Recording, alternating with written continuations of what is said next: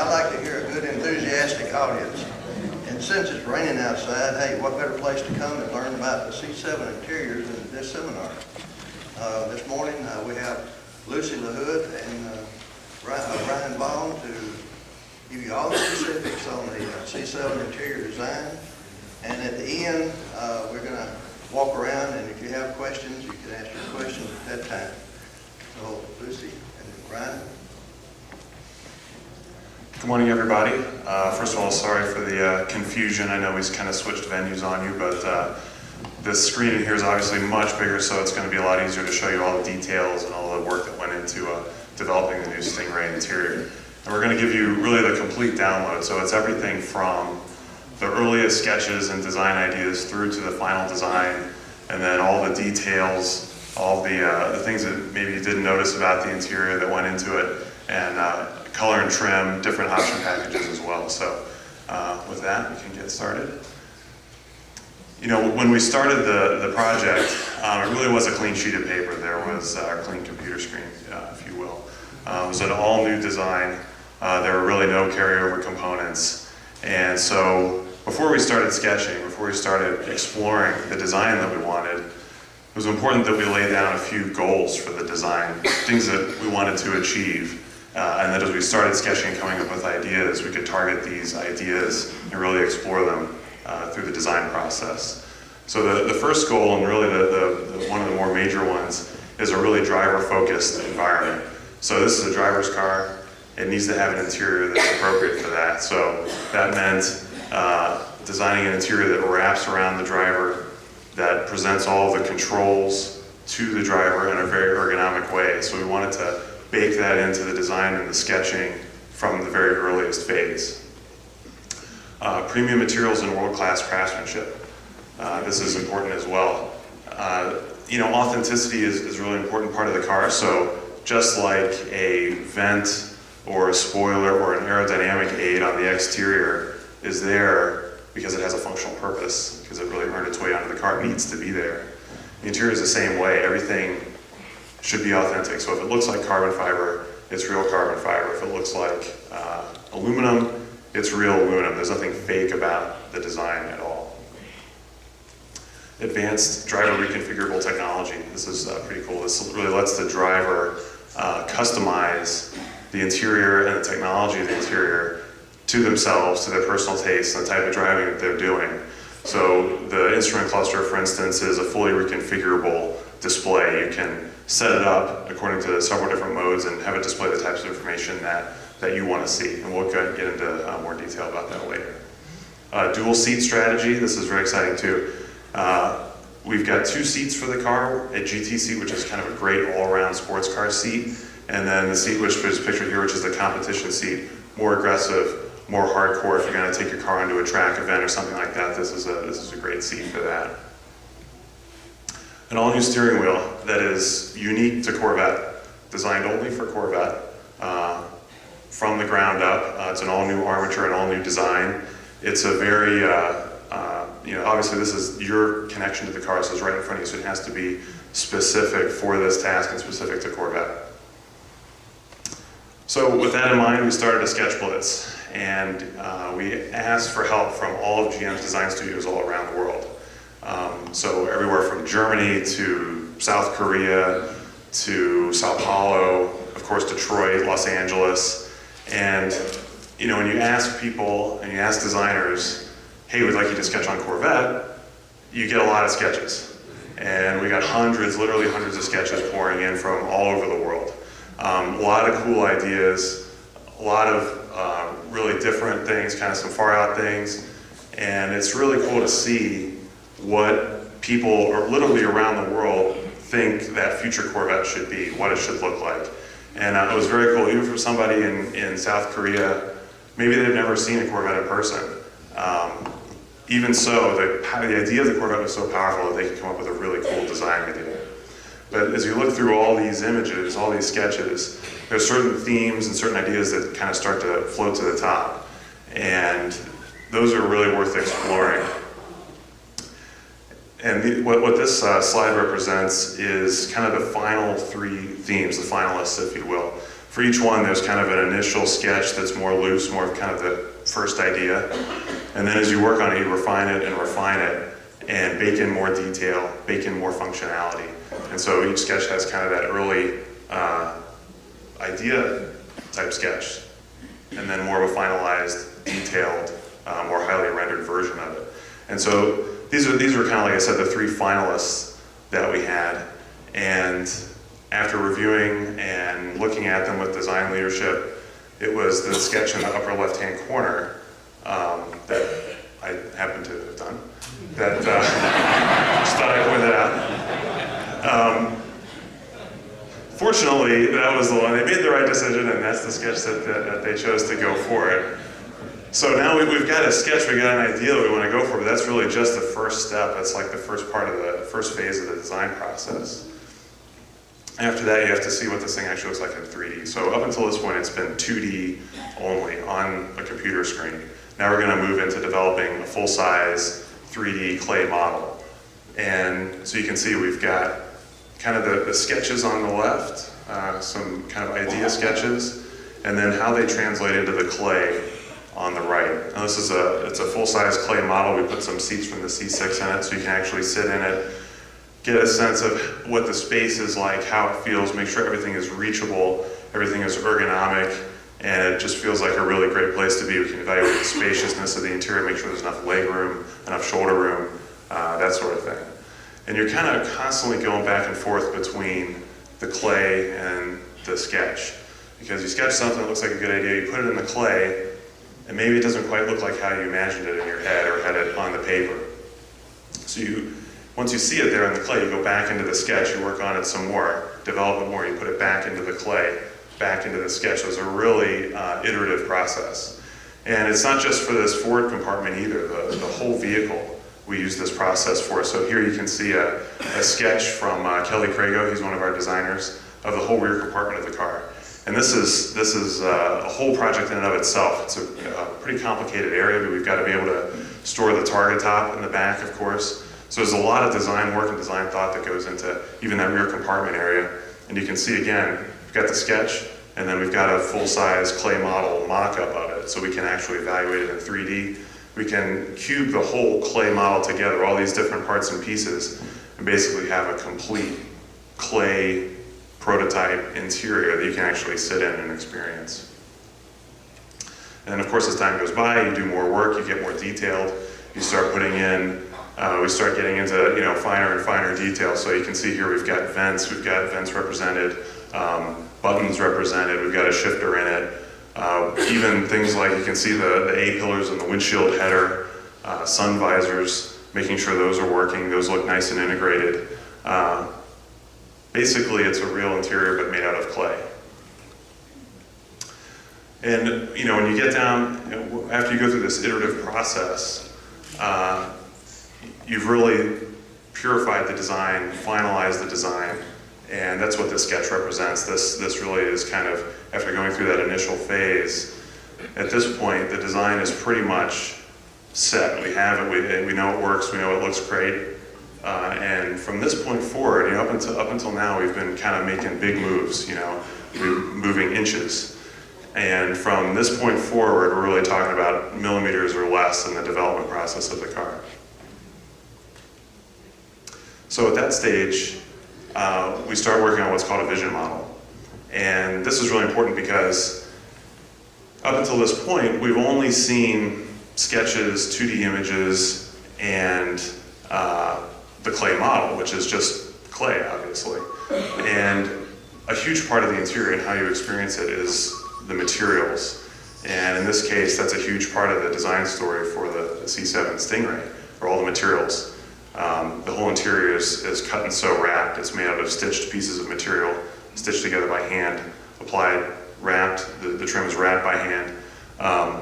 And we really wanted to represent that and make sure that what we had pictured and what we had planned is actually going to work and look great. So instead of clay, we use foam. It's a hard foam called Ren, and the entire interior is recreated in this material that we can wrap with leather. We're also building carbon fiber pieces. Our shop is the design studio is fully equipped. It has an autoclave We can make carbon fiber pieces, we can make aluminum pieces. You can see Harlan checking out one of the carbon pieces on the right there. He looks pretty happy, pretty pleased. So here's just a close-up detail, some of the parts and pieces. Literally every part that goes into the car has to be created from scratch. Real aluminum, real carbon fiber pieces. And this is really the first time that these parts ever really exist in reality. So it's pretty cool. We put the model together one last time for a final fit and finish check before it all goes apart to get painted and wrapped and plated and that sort of thing. And then we have the design leadership come in and look at it, make sure everything's okay before we go that final step and complete the model. So this is Ed Welver, our Vice President of Design, evaluating the model. And a couple cool things about this photo is, it's just kind of random trivia, but this review that we have with the leadership, we call it a brass show. And I used to think when I was a younger designer that was because all the brass was there, right? The top guys. And actually, the reason is because back in the day, when GM was using a lot of chrome, in the shop, the way they build that chrome is they would actually make it out of brass. So they'd make all those prototype chrome pieces, grills and so on, out of brass because it's soft and easy to work with. And so when the leadership would come in to look at the model, they're looking at a lot of shiny brass parts, so it was called a brass show. So we don't use brass anymore, but that term is still used. So the other cool thing about this photo is this is in a room, basically a garage at the design studio called Mechanical Assembly. And this is sort of the home of the 59 Stingray. You can see the images on the walls behind us. And at any given time, if you wander into that room, you can see the Stingray sitting there getting some work done on it, or maybe the Buick Y job, something like that. It's a very cool place. There's a lot of history, and it was a real thrill to be able to use that space for this review. So from there, the model comes back apart again. We wrap everything with leather, we plate everything, we brush the aluminum, we polish the carbon fiber, put it all back together, and when it's all back together, it basically looks like a real interior. And when it all comes together, the first time you see it all together, it's the exact same feeling that you have as a kid on Christmas morning. It's just fantastic, because you're really seeing the car as it really is going to be for the first time ever. This is when it really becomes real. We even have functioning screens in the model, so the nav screen, the instrument cluster, it all works, it all actually functions, so we can demonstrate that. It's just some more shots of the model. Again, it basically looks like a real car. Now, one of the things that we can do with this model, because it does look so realistic, is we can do some customer research. And we actually took the model out to California and brought in a group of sports car customers. So we had, some Porsche guys, Ferrari guys, some Lotus guys, and Corvette people too, and had them evaluate our model, which is on the left, against real vehicles. So in this case, the Nissan GT-R on the bottom, the Audi R8, and the Porsche 911. And we had all the badges covered, so they didn't know necessarily what brand the car was. They certainly didn't know that what we were showing them was a Corvette. A lot of these guys know a lot about cars, so they kind of had an inkling anyway, but that's how we run the clinic. So we asked people to rate these designs as very appealing. How many of you would call this design very appealing? And when we did that, the Nissan GT-R got 22%, so 22% of people will call that design very appealing. I kind of think it looks like a pickup truck, but they thought 22% thought it was very appealing. The Audi R8, known for their terrific interiors, right? They got 20%. And the Porsche 911, the almighty Porsche 911 got 12%. So, something happens when you cover up that Porsche crest. It loses a little something for some people. We got 46%. So we came out clearly ahead of these other the other competitors in the segment. And actually, these cars, the 911 and the Nissan, the Audi, they're really around 100 grand at least. And so, you saw the pricing that was released yesterday. What we were showing is very accurate to that. So to be able to really solidly beat them, knowing that we've got a car that's almost half the price, so it's pretty cool. Now, there's a lot of other components that go into the car as well. So for instance, steering wheel. You can see, again, the same process that we use for the rest of the interior goes into these components. So initial sketch and the finalized design on the right. The steering wheel like I said, was developed specifically for Corvette. It was bespoke to Corvette. And it's the smallest diameter steering wheel that GM's ever done. And that's really important because that small wheel really gives you that sporty feeling with the car. It makes the car feel more nimble, more lighter, because you're not sawing away at this big wheel. But it's a challenge to do because we've got an airbag to package and switches to package. So you have to fit a lot into a small space. You also have to make sure that, of course, you can see the gauges clearly through the wheel. So we did a lot of virtual reviews to make sure that you can actually see the gauges through this new smaller wheel. Seats, again, a whole other world in and of itself are the seats. There's a lot that goes into it. So again, we start with a lot of sketches. So here you can see a lot of sketches from one of our designers, Alex, mainly for the GT seat. And then these are some more finalized sketches. So the GT seat on the left, the sketch that kind of led to the final design. And the sports seat, a couple sketches again from Kelly Crago on the right, showing this idea for the sports seat, much more aggressive, more sporty. And then again, we go into clay, we evaluate them in 3D. So you can see it down here at the bottom. These are the clay models that we made in the studio for the seat. And then the black seat on the right was actually really the first C7 seat ever built from the supplier. The finalized seat design, GT seat on the left, of course, sports seat on the right.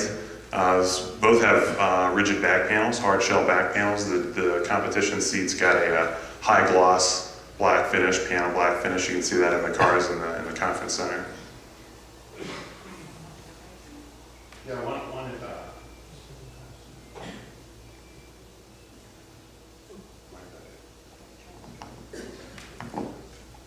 one interesting feature about the seat is we really wanted to go for this thin, lightweight appearance. And we had a very light, efficient frame. We had this thin shell back panel, but we also have to worry about that side airbag. And typically, a lot of companies, a lot of designs, you'll actually make the seat bigger to cover the airbag. But in doing that, you really make the seat bigger everywhere, even in places where it doesn't have to be bigger. So we really took that as a design challenge and said, we're going to keep the airbag as its own separate element. So you can see that pod on the side of the seat, that's the side airbag.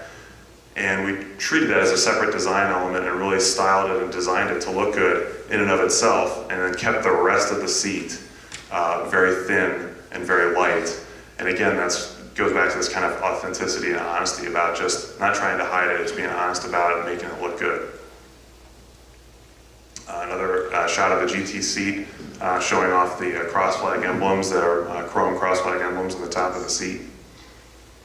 Instrument cluster, again, this is a whole design project in and of itself. We really wanted to take advantage of new technology that's available with displays to create a reconfigurable cluster. So something that you can actually change and modify depending on your personal taste and the type of driving that you're doing at that particular time. So what really set this idea in motion was a sketch on the upper left.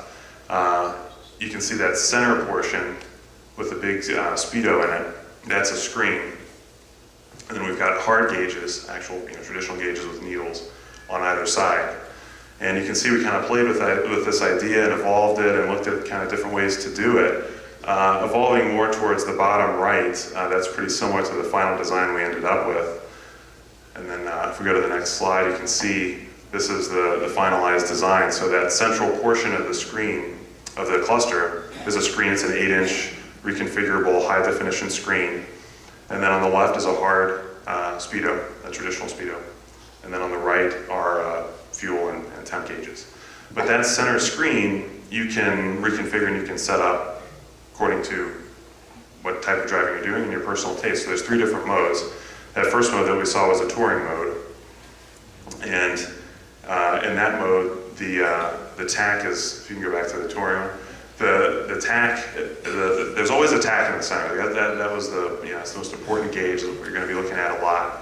And you're really going to need to be able to see that. So no matter what mode you're in, you've got a big tack right in front of you. But in this case, it's shifted over to the left a little bit, and that makes more space for these other reconfigurable elements. So you can display turn-by-turn navigation. You can display temperatures, playlists, phone contacts, that sort of thing. Now this is the sport mode. So this is really the pure sports car mode. So big, serious, simple tack right in the center, right in front of you. But you still get the reconfigurable elements. So those small gauges on either side of that tack, we call those pocket gauges, those are reconfigurable. You can have them show temperatures and various other pieces of information. The center is reconfigurable too, so you can see now it's showing like a playlist and speed that can just as easily show a friction bubble or tire pressures, that sort of thing. And then finally there's the track mode. This was inspired by the display in the C6R race car, that big bar graph tack. It's very big, it takes up the whole screen, so it's really readable in your peripheral vision. You've got the HUD too, but you can reconfigure the HUD as well, so it's important to be able to have a function where you can see that tack nice and big and bold, something you can read even in your peripheral vision. This one is actually biased more towards the higher end of the rev range, so you can see the lower rev range is kind of down on the left. So again, more for track, for high performance driving, that's the type of rev band you're going to be operating in. And even in this mode, there's still a lot of reconfigurability, so that whole area below the tack bar is, again, you can show a friction bubble, you can show tire temperatures, a lot of different pieces of information that you can have there.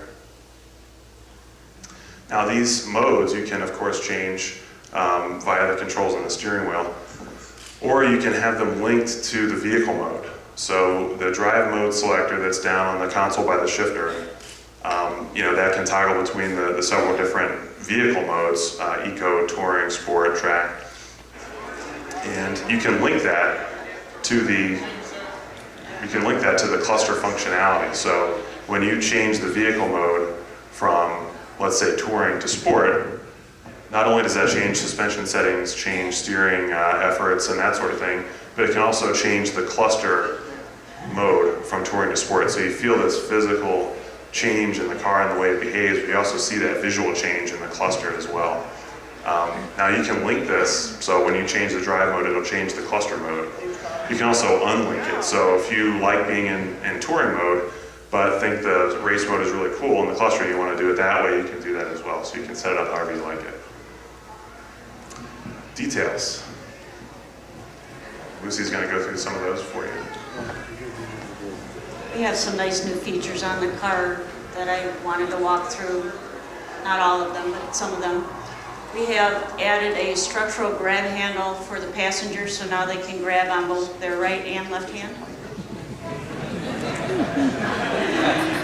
We've also added a lot of functional storage, which is really nice. So in addition to the center console, we've added a nice big storage bin behind the 8-inch display in the center of the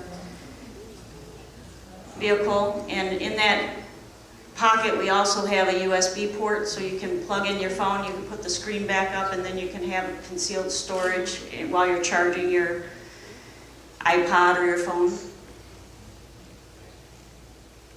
And we've also added a removable separator in the cup holder, so we have deeper cup holders now, bigger cup holders, but you can remove the partition, so you can use that as a single storage space for sunglasses or other longer items. Also in the center console we have a SD card reader, an aux jack, and 2 USB ports.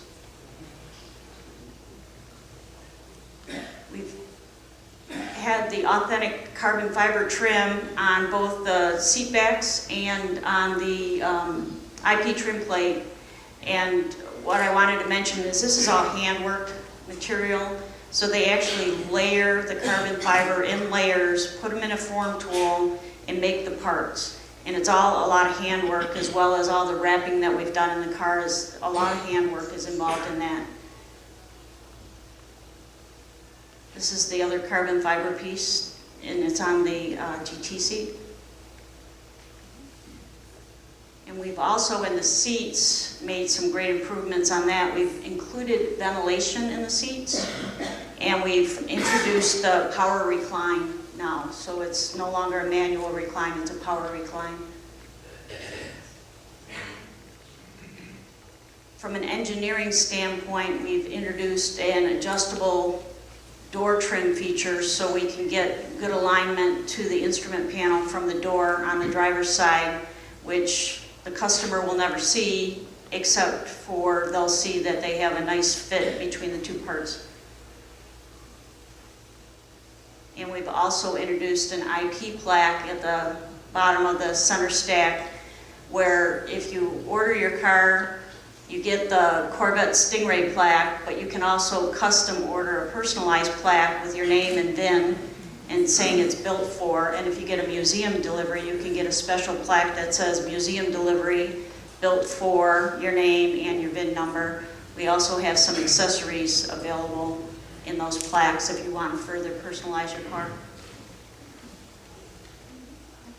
And Ryan's going to go through the color and trim availability in the interior.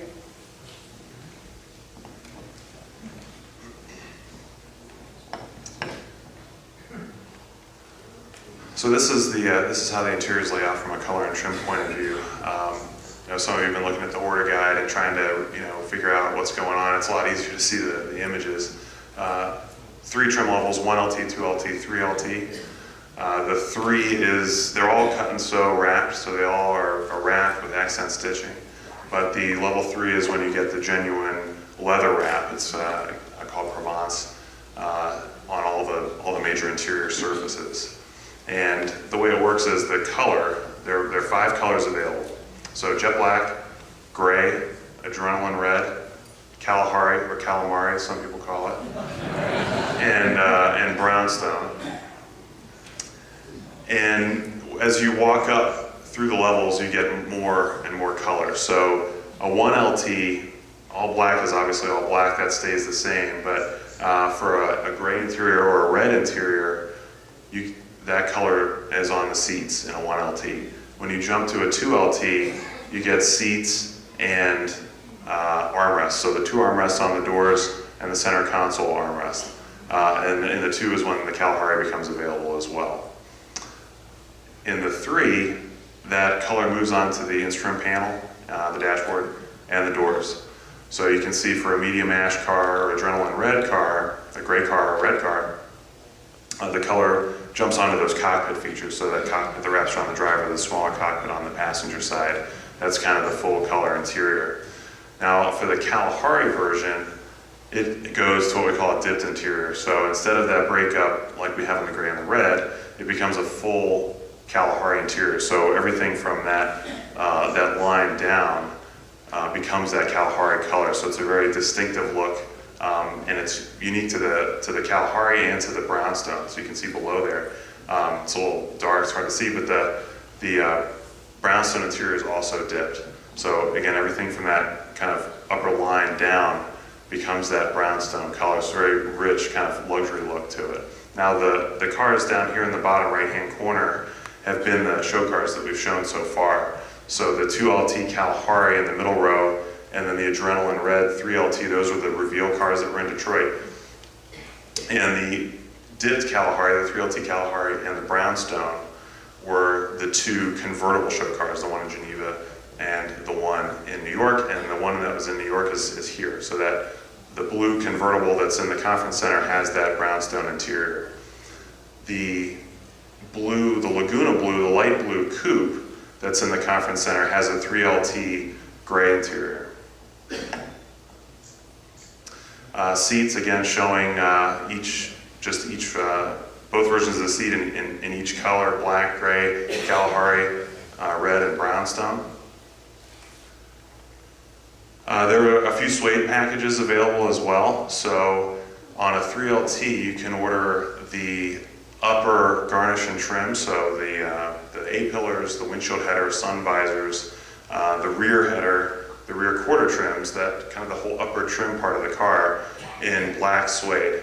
It comes standard with a taffeta wrap. It's like a fabric wrapped trim, but again, the suede wrap is an available option. Another option is if you get, you can get a leather wrap steering wheel, a suede wrap steering wheel, and a suede wrap shifter. But that comes with suede seat inserts on a competition seat. So if you order a competition seat with suede inserts, it comes with a suede wheel and a suede shifter. Speaking of suede, this is the brownstone version, and you can see on the car out there probably a little bit more clearly that this actually has a lot more suede in it than the other interiors. So for the brownstone, you get the door bolster inserts, the door armrest, the console armrest, the seat inserts, and that passenger side cockpit feature, that kind of arch on the passenger side in brownstone suede. Everything else is either brownstone leather or black leather. So looking at all these interior combinations and colors that are available, you can really create a lot of different looks with the car. So we just put together a couple that became the actual show car vehicles that we used for the reveal. The cyber gray exterior with the Kalahari interior really gives you that great kind of GT sports car look, more towards the luxury GT side of the spectrum. Again, just another image of that. And then going into the sport direction, right, the kind of hardcore sport, torch red exterior, adrenaline red interior. You can go one more. Again, really taking it more towards the hardcore, very sporty side. A lot of different ways you can break up and mix and match the colors to create different looks for the car. That's it. Thank you.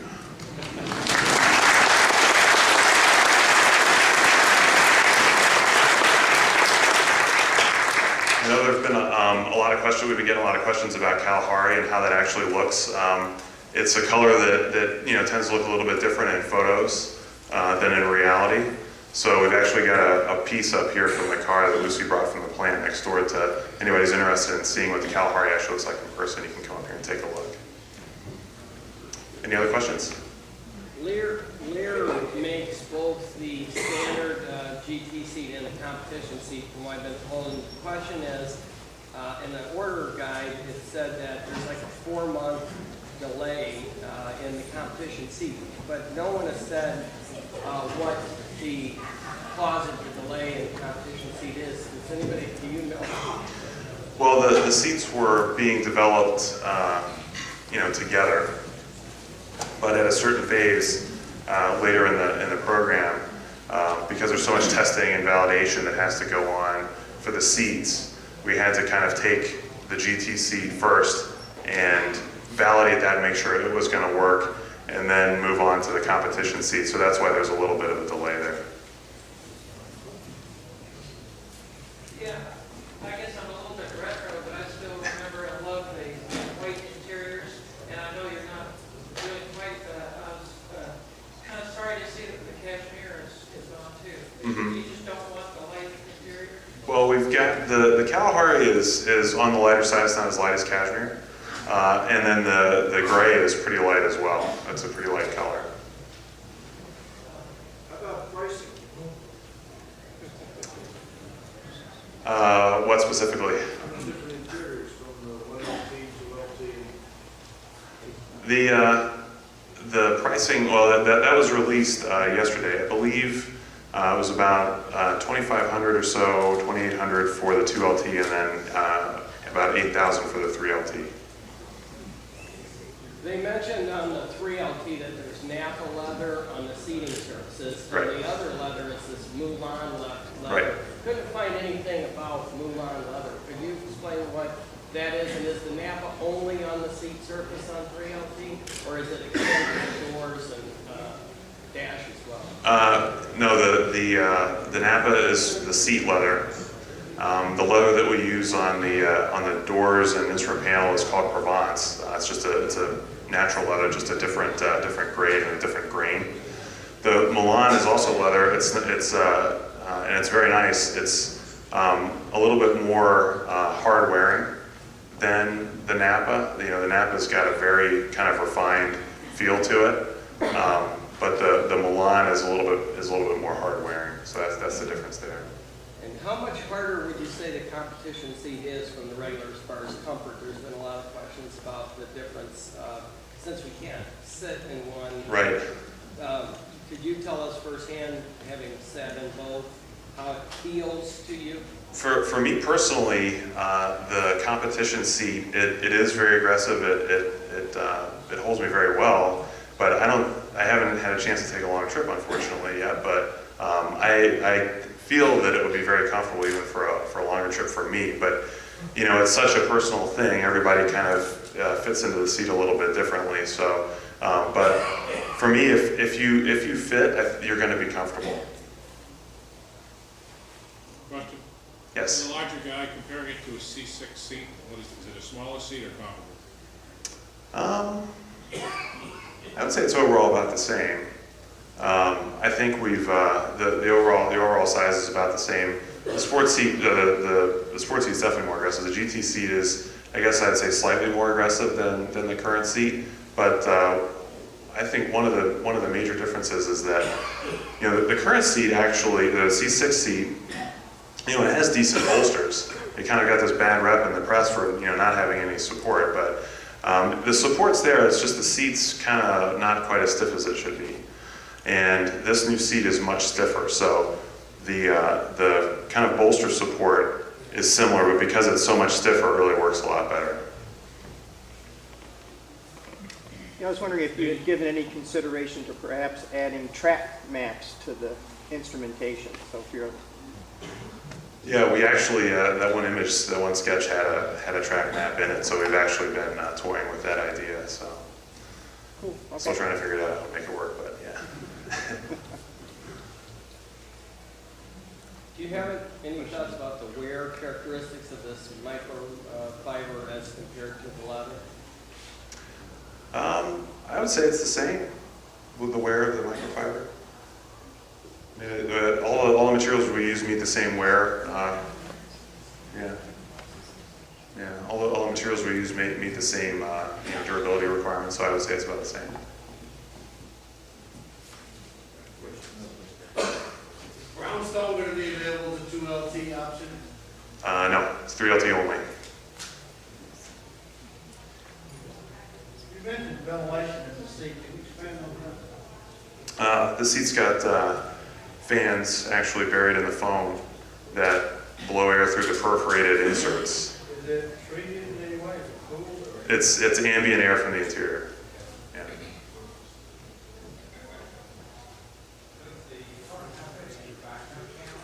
Yes, it does. Every car's got a backup camera. Yes. How about blind spot mirror indicators? Blind spot mirrors. No, I don't. We don't. No, we don't have the blind spot detection. Ryan, would you be able to add an option where you can get a GT seat in the driver side and a forward seat in the other side? Okay, cool. Yeah. Mention that to Harlan. And to Cash. That'd be a weird crash test that we'd have to run, I think, to do that.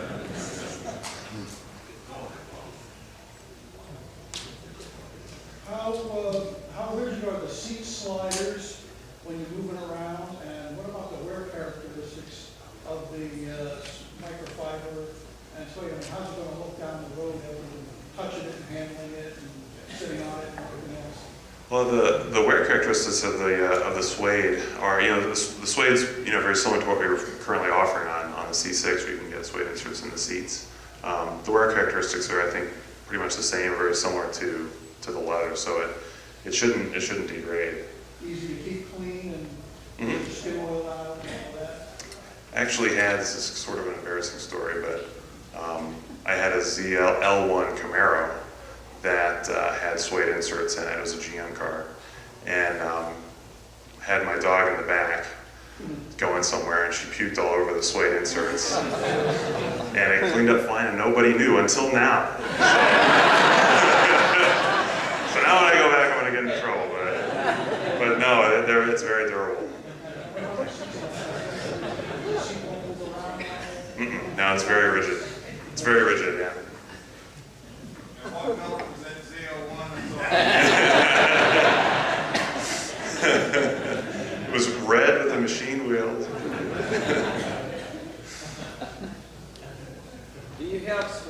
seats of all the different colors, the adrenaline red, or just?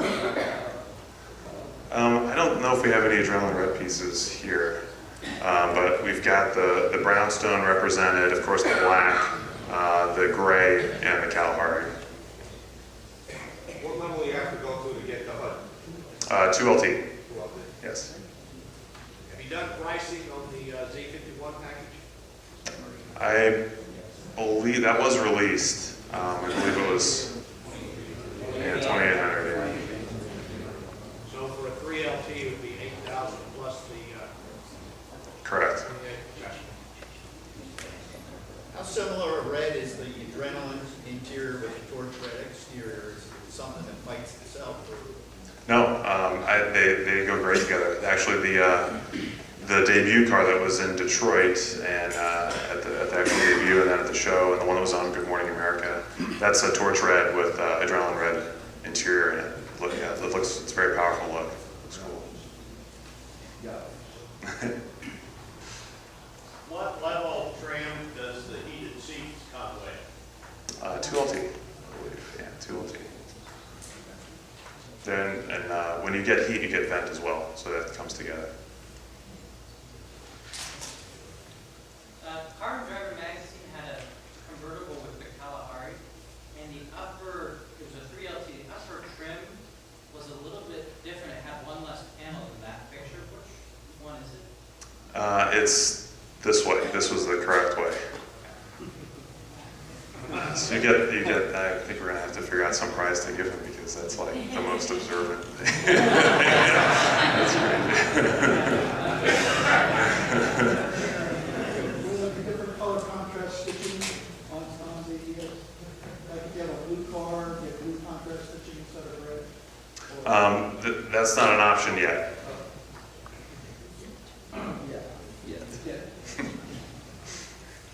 How does the width of that new car compare to 13s on the passenger side, I should say? The interior dimensions are very similar. So, you know, Small ones. I would say that the kind of the cross car distance here is probably slightly smaller than C6, but from a practical point of view, leg room and that sort of thing, it's very similar. The brownstone, the suede is standard, is that correct? Yes. Is it an option for all levels? You can get suede inserts in the seats for all levels, yes. Yeah, but I'm asking the brownstone, can you go all leather there? No, the brownstone comes one way. Since you're talking to a older group here in the majority, it's sometimes technically challenged. How difficult is it to reconfigure all these screens? It's not hard actually. There's a controller on the steering wheel, kind of a four-way up, down, left, right controller on the right side of the wheel, and when you hit the one side of that, you get a pop-out box that comes out with all the choices on it. You just select the choice, hit enter, and it switches.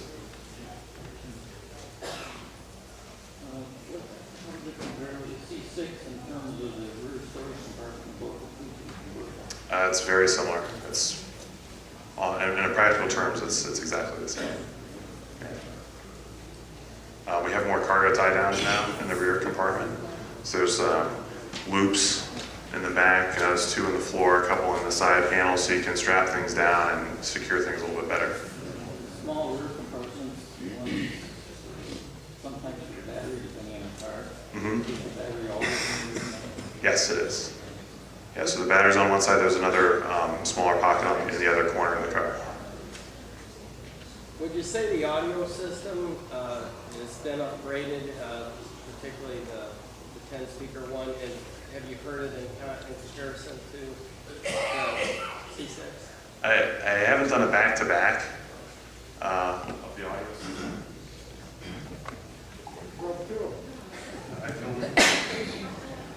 Okay, there it goes.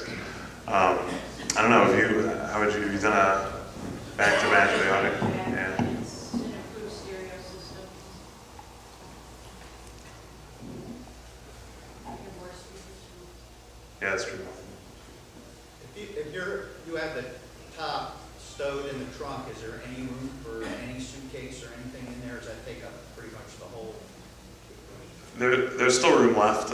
It's very similar to a C6. There's a kind of a rigid bulkhead that you put in place to lower the top.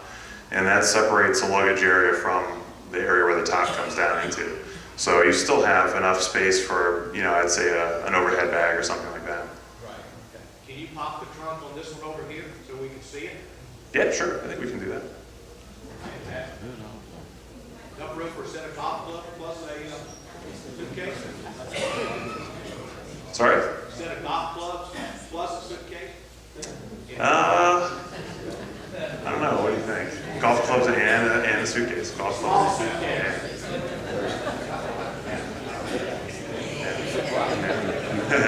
I guess it depends on how big your suitcase is.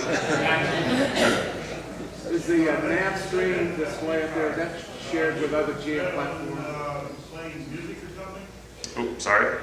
The SD card, what function does that allow you to give you other than maybe selecting your own music? What's that for? Yeah, you can. It's a way of bringing your own media to the car. So you know, songs, that sort of thing. Pictures? Yes. The navigation screen up there, Yes. is that shared with other GM platforms? The electronics are shared. There's we call it a sport theme for the graphics. So the graphics have a sport theme to them for the Corvette. So the graphics are different than other GM cars. Is there still a glove box? Additional things done to clear the acoustic coming from the rear compartment? Do you know acoustic, dealing with acoustics coming from the rear, noise coming from the rear compartment?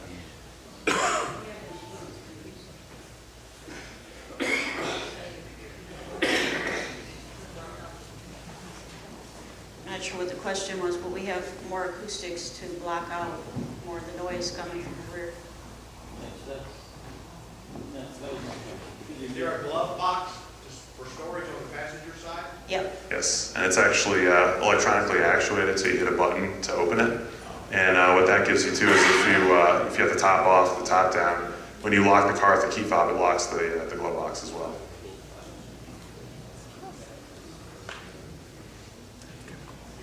I was just going to ask, with that in mind, being able to lock it up, because I heard they talk about you got the top down, run into a store, lock it up, locks the screen, locks the box, locks it. If someone were to jump into the car, is it set up to where it will go off, the alarm system will go off? There is an alarm system for that, yes. So it would activate, you know, when if somebody Yes. tops Yes. down, somebody jumps in there with it in the lock There's mode. an intrusion sensor system, yes. Great. How does the acoustic level inside the car compare, talking about background noise compared to the C6? It's better. Less background noise, yeah.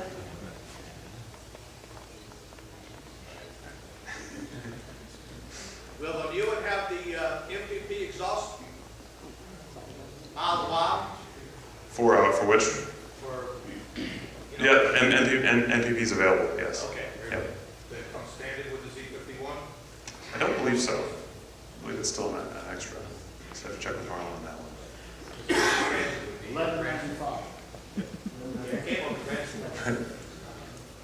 Can you comment on the parking rate? Sorry? Can you comment on the parking rate? Sure.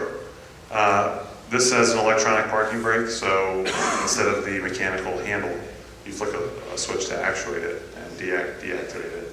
And the advantage to that is without the mechanical handle, all of its mechanism takes up quite a bit of space. So in this case, with just that one switch, you can kind of see a little bit of it here. Obviously, it takes up a lot less space than that mechanical mechanism, so we were able to actually relocate the cup holders slightly rearward from where they are in the C6, which opens up more space for shifting. So even if you got something in the cups, you're less likely to hit them with your hand while you're shifting. So it really lets us take advantage of that real estate in the console a little better. Is there more insulation of the tunnel? Yes. For thermal, yes. Yeah, you brought up Camaro, and you said you had been driving a ZL ZL1. Who do we complain to that the new Z28 is going to be stripped of all its creature comforts, like one radio speaker? Is that a good thing or a bad thing? You can order what you want, that's true. Yeah, you can. Yeah, the ZL1 is an incredible all-around performance car. You know, it kind of does everything. And the Z28 is designed to be really focused. You know, it's a super hardcore focused track rat type car. So I think we kind of have both bookends there. Yeah. Corbett, and I've got fairly long legs. I find it very difficult to keep my right leg comfortable on a long trip because it's kind of pressing against the sharp angle of the console. Have you improved that in the C7? Oh yes. The whole, yeah, you can kind of see it right here. This part of the console extends forward all the way to the instrument panel. It's actually a soft wrapped piece that's got padding in it, so your leg is leaning up against a soft padded wrapped part instead of hard plastic. What's the material on the center of the steering wheel outside the mark? Is that brushed aluminum? Yes, it's all aluminum. Does the 7-speed have to do hold the brakes, and also the Mylink, does it have streaming Pandora? Yes, the Mylink does have Pandora streaming. Not sure about the brakes, so I'd have to talk with It'd be a question for Taj. Any specific weight saving difference between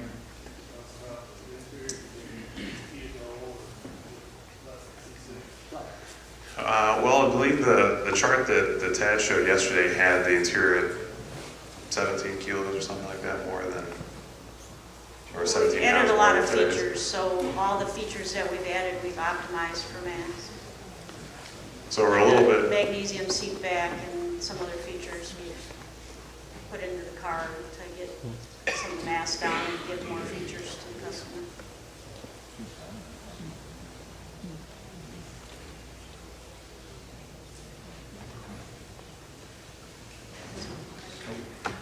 Leg room, C6 versus the C7. Looks very comfy, long leg room. Is it the same, less, more? I would say it's the same. Yeah. Talk about any seat user testing or pressure mapping that you guys did with the seats. Yeah, I think Tad showed a couple slides of that yesterday, showing the pressure maps.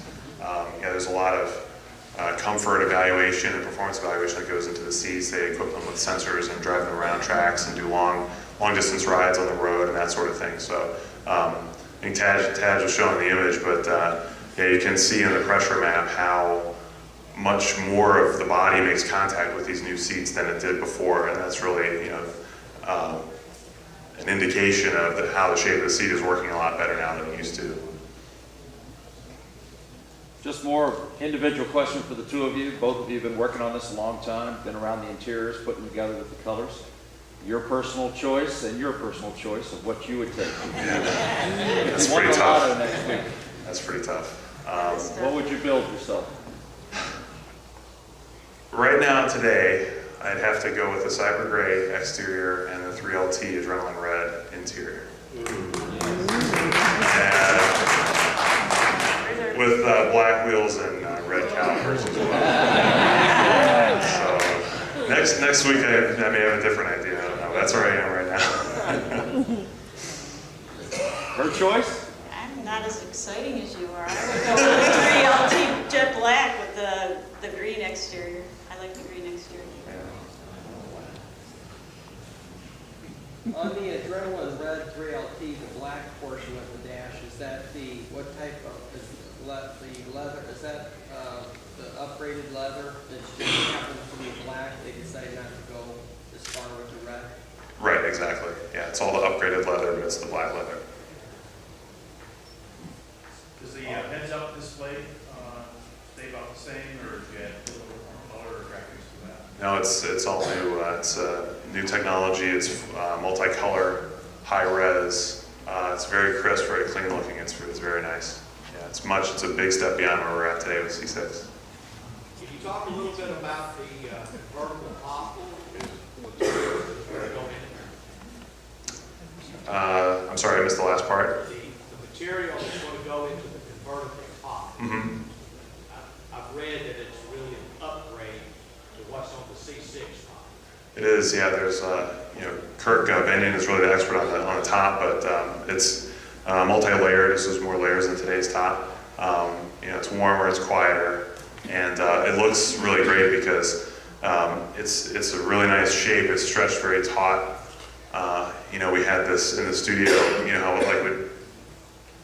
like a traditional convertible top, you can see the material kind of webbing in between all of the bows. The bows going through there. The material kind of webs in between it. We call that the hungry horse. It's like a starving horse. You can see all the bones.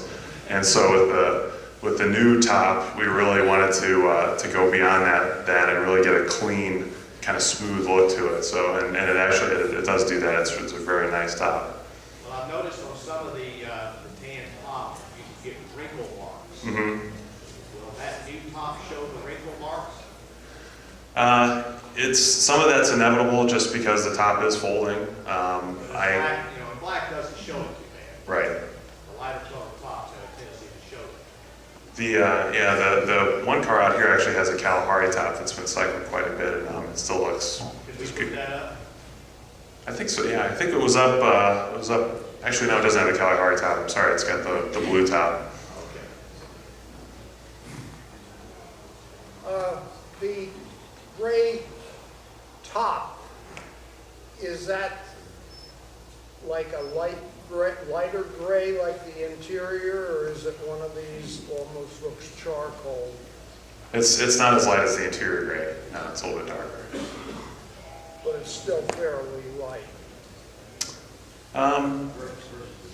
It's kind of I would say kind of a medium, kind of in the middle. It's definitely darker than the interior gray though.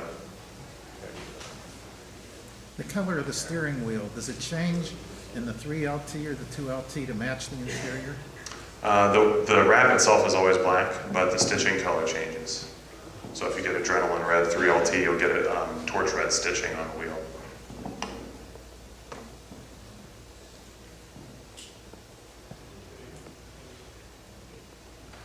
Where do you see these units from?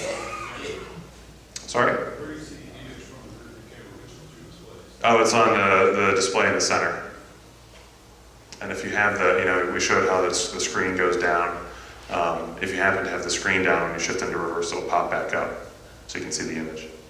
Will it have a system when you're pulling into a parking space to warn you that you're getting 12 inches from the curb? Because these things got a long nose, you got to be real careful.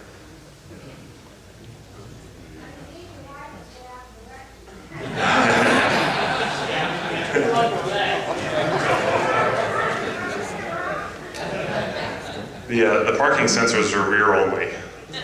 So. Can you get the suede inserts with the adrenaline red interior? No, you can't. Not on the door trim or the IP, but you can still get the suede steering wheel. You can still get the suede varnish trim package, but you can't get it on the IP or the door trim or the console.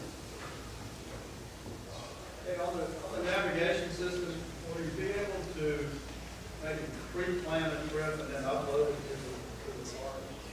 Like pre-plan it I believe that is an OnStar feature.